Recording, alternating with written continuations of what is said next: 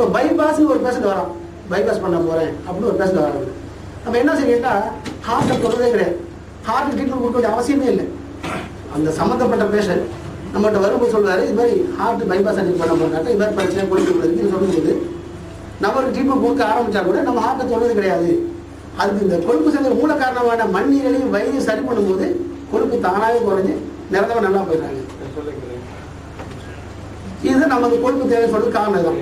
அப்போ கொழுப்பு மேல குறை சொல்ற அதே நேரத்தில் நம்ம வயிறு மணியில சரி பண்ணிட்டா இதெல்லாம் சரியாயிடும். கொழுப்பு தான் மூல காரணம் அப்படின்னாக்கா கொழுப்பே சாப்பிட எத்தனையோ மதங்கள் குடும்பங்கள் எத்தனை பேர் இருக்காங்க, அவங்களாம் எப்படி இது மாதிரி கொழுப்பு அடைக்குது? ஒரே குடும்பத்தில் எல்லாம் ஆவரேஜா சாப்பிடும் போது சிலர் மட்டும் கொழுப்பு அடைப்பது காரணம் என்ன? சில பேர் வெஜிடபிளா சாப்பிட்றாங்களே, அவங்களுக்கு பைபாஸ் பண்றாங்க, ஜனம் உருவாதையே. கொஞ்சமா சாப்பிட்றாங்க, ஒரு பாமராங்க சில பேர் வருதையே. அதிகமாக கொழுப்பு சாப்பிட்டு ஜம்மு போறாங்களே. இப்போ தெரியும் சூப்பர் மார்க்கெட்லாம் போனால் தெரியும், சில குறிப்பிட்ட சமயம் பற்றி எண்ணெயா வாங்குறாங்க, பெட்டரா வாங்குறாங்க, பாமரான்னு இருக்காங்க. அவங்களுக்கே வரல, காஞ்சி போயிட்டு நம்ம பழக்கே வருது. அப்போ மூல காரணம் என்னன்னு பார்த்தீங்கன்னா வயிறையும் மண்ணீரையும் சரி பண்ணிவிட்டால் கொழுப்பை பற்றி காண அவசியமே இல்லை. இறைவன் நமக்கு அனுமதிக்கப்பட்ட விஷயத்தை ஹராமாக்குற அளவுக்கு போக வேண்டிய அவசியம் இல்லை. நம்ம இதுதான் காரணம். அப்போ ஒவ்வொரு மனுஷனுக்கும் கொழுப்பு நமக்கு தேவை. இப்போ அடுத்த ஒரு சர்க்கரை வியாதி, இது ஒரு பெரிய சமுதாயத்தில் பெரிய சிக்கல் உண்டாயிட்டு. இது ரொம்ப ஒரு குடும்பத்தில் 2 பேருக்கு, தெருவில் ஒரு 50 பேருக்கு இருக்க மாதிரி படிச்சுக்கலாம். சர்க்கரை வியாதி என்ன? தற்காலிகமாக எல்லாருக்கும் வரும். நீங்கள் பார்த்துருப்பீங்க, குடும்பத்தில் உள்ள சில பேர் தெரியும், மாசமா இருக்கு, கன்சீவா இருக்காங்க, மாசமா இருக்காங்க, அவங்க சர்க்கரை வியாதி இருக்கும். குழந்தை பிறந்துச்சு, நல்லா போயிடும். எப்படி அது? சரி, ரோட்டை கிராஸ் பண்றோம், கார் வேகமாகுது, ஆக்சிடென்ட் தப்பிச்சு கூச்சி அந்த ஓடுறோம், செக் பண்ணி பார்த்தா சுகர் இருக்கும். ஏதோ அதிர்ச்சியான சம்பவம், செக் பண்ணி பார்த்தா சுகர் இருக்கும். கடுமையான சோகம், ஏதோ இறந்து போயிட்டாங்க, நெருக்கமான ஒரு பெரிய சோகம், சுகர் இருக்கும். இதெல்லாம் தற்காலிக சுகர் தானே. இந்த நேரத்தில் மாட்டிக்கிட்டா நம்ம யார் பொறுப்பு? நம்ம தான் பொறுப்பு. எல்லா நோயையும் உடம்பு தன்னைத்தானே சரிப்படுத்திக் கொள்ளும். அது கொஞ்சம் டயத்தை கொடுக்கணும். நீங்க அவசரப்பட்டு போய் எங்கேயா மாட்டிக்கிட்டீங்கன்னா அது நீங்க தான் பொறுப்பு. எந்த ஒரு நோய் வந்தாலும் கொஞ்சம் சமயத்துக்கு ஒரு டைம் கொடுக்கணும், தன்னைத்தானே சரிப்படுத்திக் கொள்வதற்காக. சரி, இப்படிலாம் இல்லாம ரொம்ப நாளா சுகம் இருந்துட்டு என்ன செய்யுது கேட்டா, சிம்பிள் பேசிக், உடல் உறுப்புகள் எல்லாம் ஆரோக்கியமாக இருந்தால் நோய் இல்லை. இதான் தத்துவம். இதை போட்டு அதிகமாக கன்ஃபியூஸ் பண்ண வேண்டிய அவசியமே இல்லை. எல்லா உறுப்பும் ஆரோக்கியமா இருக்கா, நோ டிசீஸ். ஏதாவது உறுப்பு பாதிக்கப்படுதா, நோய் வரும். முன்பே சொன்ன மாதிரி நுரையீரல் பாதிக்கப்படுதா, சளி தும்மல் இருமல் இந்த மாதிரி விஷயம். பெருமல் பாதிக்கப்படுதா, நெஞ்சு சொல்றது இந்த எக்ஸ்ட்ரா. வயிறு மண்ணீர் பாதிக்கப்படுதா, உங்களுக்கு தெரியும், கொழுப்பு உடம்புல செய்யணும். இந்த மாதிரி வயசு டைஜஸ்டிவ் பற்றி இதெல்லாம் வந்துட்டு இருக்கு.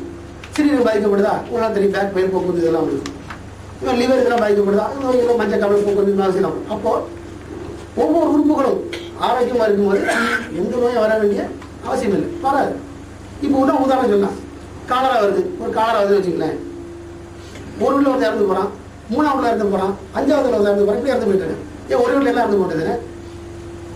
அப்போ எதிர்ப்பு சக்தி யாருக்குலாம் இல்லையோ, யாருக்கும் ஒரு உறுப்பு பலமாக இருக்கும், அவன் சாக மாட்டேங்கான்.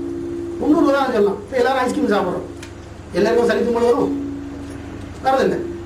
என்ன சொல்கிறான், ஐஸ்கிரீம் சாப்பிட்டா சளி பிடிக்குது. ஐஸ்கிரீம் சாப்பிட்டா சளி பிடிக்காது, நுரையீரல் பலகீனம் தான் சளி பிடிக்கும். இப்போ யாருக்குமே நுரையீரல் பலகீனம் அவங்க சளி பிடிக்கும். அப்போ கூட பாருங்க, உடல் உறுப்புகள் பலமாக இருந்தால் அவங்க சளி பிடிக்காது. அப்போ உடல் உறுப்புகள் எல்லாம் சமையலஞ்சு இருக்கும்போது எந்த நோயும் வராது. இது சிம்பிள் பேசிக். எடுத்துடனே மாட்டிக்கிறது யாரோட தவறு? நம்மளோட தவறு தான். இப்போ இதுவரை பேச ஏதாவது சந்தேகம் இருக்கா கேட்கலாம்.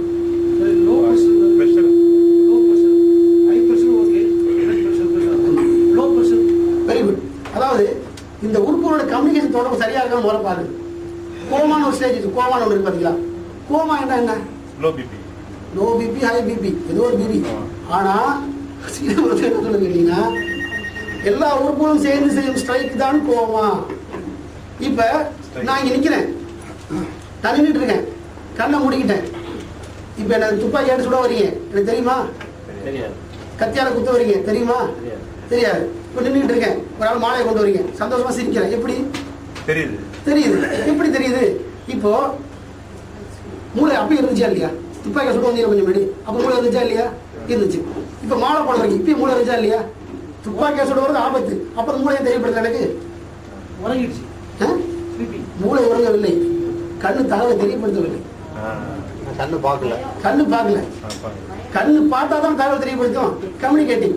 இப்போ நின்றுட்டு இருக்கேன், ஒரு ஆள் தொடர்றாரு, திரும்பி பாக்குறேன், துப்பாக்கி இருந்தா ஓடிடு, ஃப்ரெண்டா இருந்தா கை கொடு. இது எப்படி டக்குன்னு மூளைக்கு போகுது, தகவல் போகுது, மூளை சொல்லுது ஈஸியா ஃப்ரெண்ட், ஈஸியா அவங்க எதிரி. அப்போ நம்ம எதிரி ஓட ஆரம்பிச்சிடும். அப்போ தகவல் மூளைக்கு சுய அறிவு கிடையாது. எல்லாம் சொல்ற மூளைக்கு தான் அறிவு இருக்குது. நான் எழுதுகிறேன், நான் சீன மருத்துவம் சொல்லி மூளைக்கு சுய அறிவு இல்லை, மூளைக்கு சுய அறிவு கிடையாது. கொடுக்கின்ற தகவலை வைத்துக் கொண்டுதான் அது செயல்படும். இப்போ அதாவது இப்போ குழந்தை இருக்கு, இங்கேருந்து நான் போறோம், 2 வருஷம் கழிச்சு ஊருக்கு போறோம். அந்த அம்மா என்ன சொன்னாங்க, புருஷனை பிடிக்கல, போட்டோ கட்டி திருடன் திருடன் திருடன், இவங்க வீட்டுக்கு போறாரு காதல் திருடன். அதே சொல்றாங்க உங்க அப்பாடாது, உங்க அப்பாடாது, அப்பாடாது. அப்பா நான் சொன்னது தப்பா? அப்போ மூளைக்கு சுய அறிவு இல்லை, மூளைக்கு சுய அறிவு என்பது இல்லை. அப்ப இந்த அடிப்படையில் பார்க்கும்போது கோமா என்பது அனைத்து உறுப்புகளும் செய்யும் ஸ்டைலுக்கு தான் கோமா. இப்ப நம்ம கோமா ஸ்டேஜ் எப்படி சரி பண்றது கேட்டீங்கன்னா,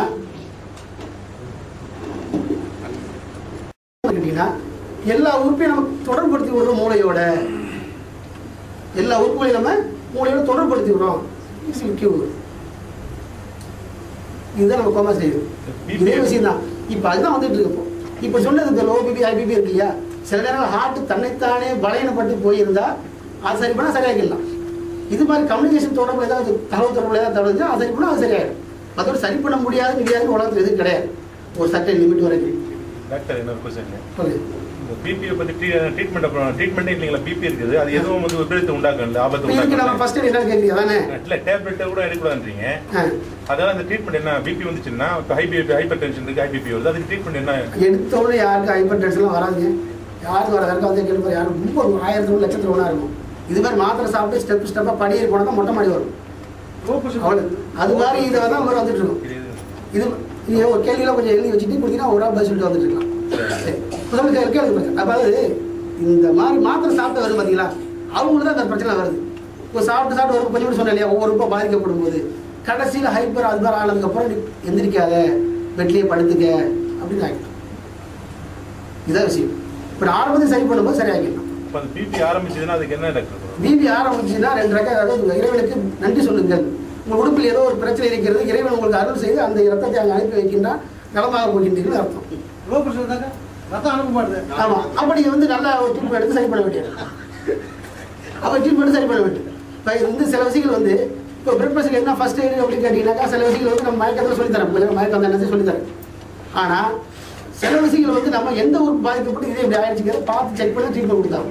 அப்போ சரியான தகுதியான அடுத்த ட்ரீட்மெண்ட் எடுக்கும், அதை சரியாக்கி. இந்த ஸ்ட்ரெஸ்ன்னு சொல்றாங்களே, அப்புறம் நரம்பு தளர்ச்சின்னு சொல்றாங்களே, இந்த 2 பிரச்சனையும் மக்கள் மத்தியில் அதிகமாக இருக்கு. அதை பற்றி கொஞ்சம் நரம்பு தளர்ச்சி மன சம்பந்தப்பட்டது சொல்ல வரீங்க, மனநோய் சொல்ல வரீங்களா? மனவியாதி தானே மக்களுக்கு இன்னைக்கு எங்க பார்த்தா மனம் ஏதோ கொஞ்சம் சொல்லிட்டு இருந்தேன் இல்லையா, மனநோயின்னு ஒரு நோயே கிடையாது. மனநோயின்னு ஒரு நோயே கிடையாது. அது என்ன கேட்டீங்கன்னா உறுப்புகள் பாதிக்கப்பட்ட ரிஃப்ளெக்ஷன். ஏன்னா உதாரணம் இப்போ சிறுநீரகத்துக்கு பாதிக்கப்படுது, அவருக்கு எப்போது பய உணர்ச்சி இருந்துகிட்டே இருக்கும். சிறுநீரக பாதிக்கப்பட்டா பய உணர்ச்சி இருந்துகிட்டே இருக்கும். 20 வருஷம் கார் ஓட்டிட்டு இருப்பாரு, கோயத்தில் ஓட்டிட்டு இருப்பாரு வச்சுங்களேன், திடீர்னு சொல்லுவார் வண்டி ஓட்ட பயமா இருக்குன்னா நிறைய பேர் வராங்க.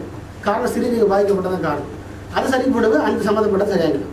தொட்டதுக்கு தேவையில்லாத போகும், மதிப்போட போயிட்டு இருக்கோம், இடிச்சுதான் கோவப்படலாம், பார்த்தாலும் சில கோவப்படணும், ஏடா கோவப்போ பார்த்தா அப்படி. இது வந்து லிவர் பித்தப்பை சம்மந்தப்பட்ட பிரச்சனை. அதை சரி பண்ணும்போது அது சரியாயிடும். இப்போ கொஞ்சம் சொன்ன மாதிரி எப்போ பார்த்தா துக்கமாக இருந்துகிட்டு இருக்கான், வயிறு சம்மந்தப்பட்ட பிரச்சனை, அது சரி போது அது சரியாகிடலாம். கூச்சம், எதுக்கு எடுத்தாலும் கூச்சம், போய் அம்மா கிட்டே கூட்டிகிட்டு இருப்பான், வெளில அப்பாவோட பேச மாட்டான், ஸ்கூலில் யாராவது அழைச்சா வீட்டில் தான் திட்டிகிட்டு இருப்பான். இந்த நுரையில சரி பண்ணால் அது சரியாயிடும். இது மாதிரி ஒவ்வொரு சம்மதம் ஆகிடும். ஆனால் தலையில் அடிபட்டு வேற மாதிரி இருந்தால் அது வேற மாதிரி ட்ரீட் பண்ணி ஆகணும். ஒன்றுமே அடிக்கடி